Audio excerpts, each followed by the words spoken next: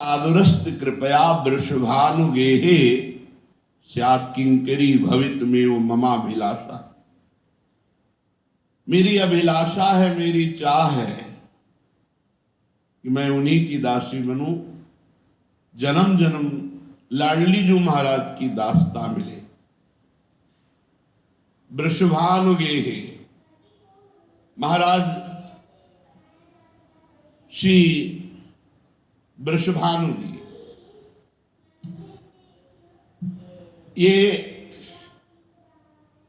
पूर्व में बहुत साधना की, भजन किया, तप किया, तब हमारे ब्रजधाम में वृषभानु के रूप में प्रकट हुए। कलावती और सुचंद ने पूर्व जन्म में ऐसा भजन किया जो अवर्णनीय है, वाणी के द्वारा वर्णन किया नहीं जा सकता।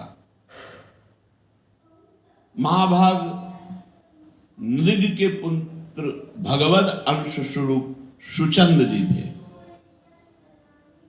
ये परम सुंदर चक्रवर्ती सम्राट और भगवान का विशेष अंश इनमें प्रकाशित हुआ। अर्यमा पितरों की 3 मानुषी कन्या उत्पन्न हुई थी। तीनों परम सुंदरी और महान सामर्थ्य से युक्त। कलावती, रत्नमाला, मैना। पितर ने स्वेच्छा से कलावती जी का श्री हरि के अंशभूत महान सौंदर्य और वैभव से युक्त चक्रवर्ती सम्राट सुचंद के हाथ में दिया और मैना रत्नमाला को विदेहराज जनक के हाथ में और मेनका को हिमालय के हाथ में अर्पित किया। रत्नमाला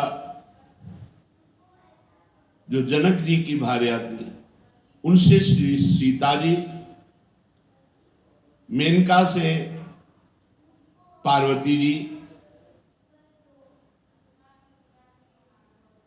कलावती और सुचंद, ये दोनों तपस्या के लिए नैमिषारण्य में गोमती नदी में स्नान करना, जल में खड़े होकर मंत्र जपना और एकांत नैमिषारण्य वन में भगवान की विशुद्ध आराधना।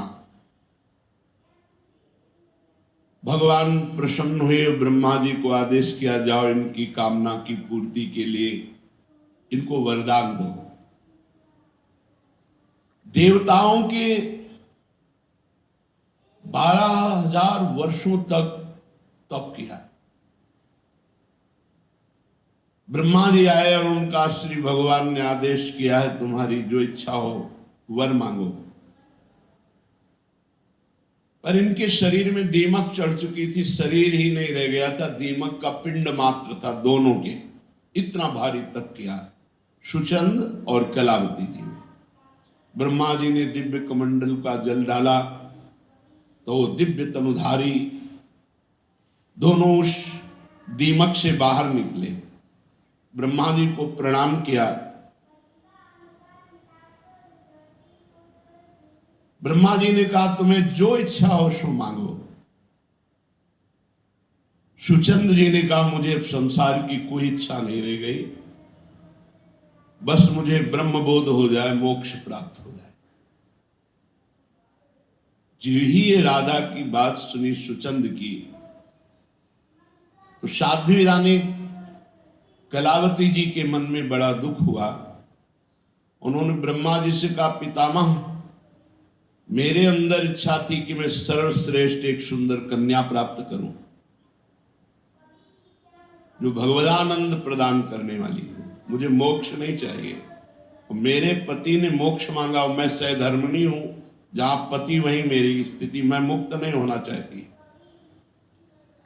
यदि मेरे पति देव को आप मोक्ष देते हैं और मेरी गति मोक्ष की होती तो मैं अभी आपको श्राप दे दूंगी। आप इस बात को समझ लीजिए। और मेरा साप कभी व्यर्थ नहीं जाता, कलावती जी ने कहा।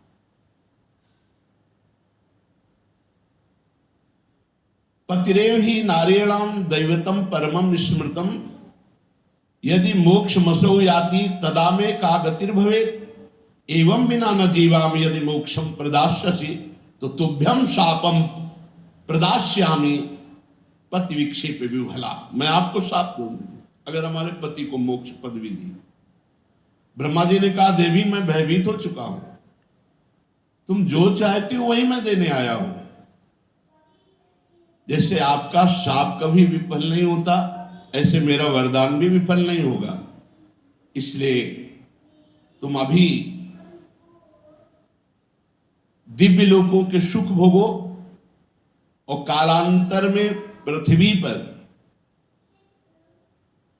श्री यमुना जी के पावन समीप में ब्रज 84 कोष बरसाने में आपके पति का जन्म होगा, जो वृषभानु कहे जाएंगे, और आप कीर्ति नाम से प्रसिद्ध होंगे, और आप जो मन में चाहे वैसी ही कन्या आपको प्राप्त होगी।